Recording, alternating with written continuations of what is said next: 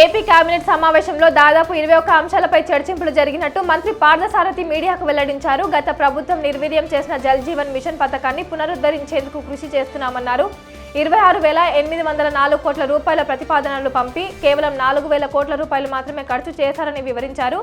గత పాలకుల వైఫల్యంతో నిలిచిపోయిన పనులు పునఃపరిశీలన చేస్తామన్నారు. కుప్పం నియోజకవర్గంలో 4 రోజుల పర్యటనలో భాగంగా ప్రభుత్వ డిగ్రీ కాలేజ్ విద్యార్థులతో ముఖాముఖి కార్యక్రమంలో పాల్గొన్న నారా సతీమణి భువనేశ్వరి కొన్ని వ్యక్తిగత విషయాలు పంచుకున్నారు. ఏపీ మంత్రిగా ఉన్న నారా లోకేష్ తనను హిట్లర్ అని పిలుస్తారని, లోకేష్ను తాను చాలా పద్ధతిగా పెంచారని, అందుకే తనను హిట్లర్ అని పిలిచేవాడని ఆమె తెలిపారు. ఏపీ సీఎం చంద్రబాబు మంత్రులకు హెచ్చరికలు జారీ చేశారు. ప్రజలు పెట్టుకున్న నమ్మకాన్ని, ఇచ్చిన పదవులకి కట్టుబడి నియమ నిబద్ధతతో పనిచేయాలని మంత్రులకు సూచించారు.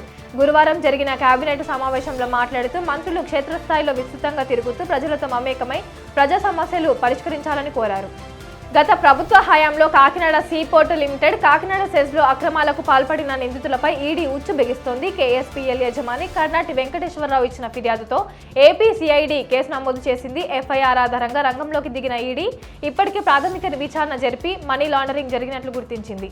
కేసులో నిందితులైన వైసీపీ ఎంపీ వైవి సుబ్బారెడ్డి తనయుడు వై విక్రాంత్ రెడ్డి, ఎంపీ విజయసాయిరెడ్డి, ఆయన అల్లుడి సోదరుడు, అరబిందో సంస్థ యజమాని పెనక శరత్ చంద్రారెడ్డి, విజయసాయిరెడ్డి నామినీ సంస్థగా పేరొందిన పీకేఎఫ్ శ్రీధర్ అండ్ సంతానం ఎల్ఎల్పీ ప్రతినిధులకు ఈడీ ఇటీవల నోటీసులు జారీ చేసింది.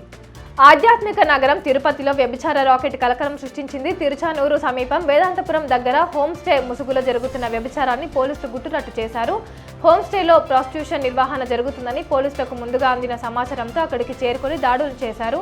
ఈ దాడుల్లో 4 యువతులు, 3 యువకులను అదుపులోకి తీసుకున్నారు. యువతులు పొరుగు రాష్ట్రాల వారీగా గుర్తించామని పోలీసులు వెల్లడించారు.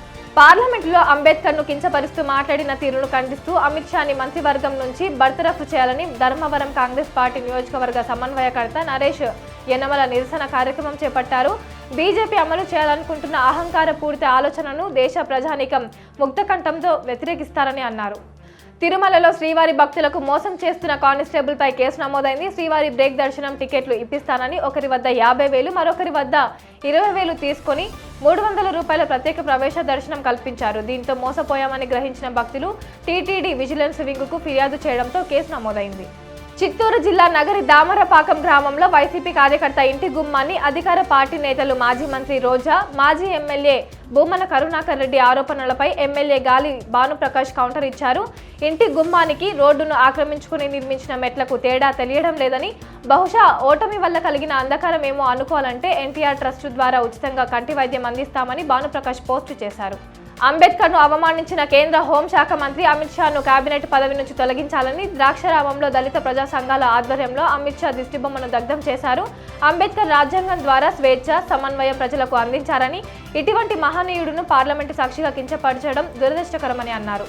ఉండవల్లిలో మాదల గోవర్ధన్ రావు చారిటబుల్ ట్రస్ట్ ఉచిత వైద్య శిబిరంలో ఆరోగ్య శాఖ మంత్రి సత్యకుమార్ యాదవ్ పాల్గొన్నారు. ఈ సందర్భంగా మంత్రి మాట్లాడుతూ ప్రజలకు ఉచిత వైద్యం అందిస్తున్న ట్రస్టును అభినందించారు.